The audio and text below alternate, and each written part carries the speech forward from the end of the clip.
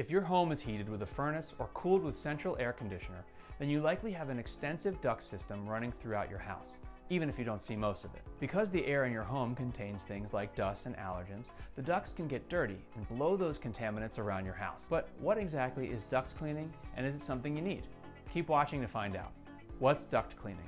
Forced air heating and cooling systems use ducts to move air around your house. Over time, ducts can become dirty because of a number of contaminants, including mold, pollen, pet dander, and more. Duct cleaning, therefore, is the process of removing these unwanted particles and objects from your duct system to improve your indoor air quality and HVAC efficiency.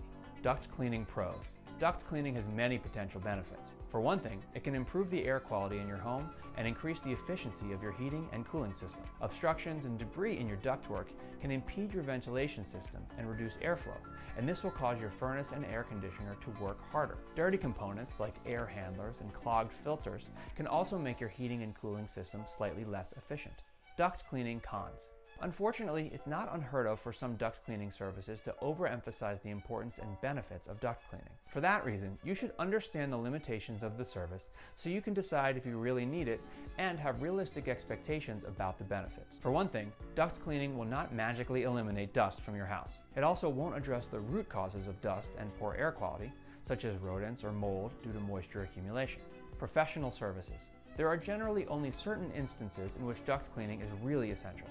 For instance, if you've noticed excessive dust accumulation or you recently did extensive renovations. That being said, you don't necessarily need annual duct cleaning.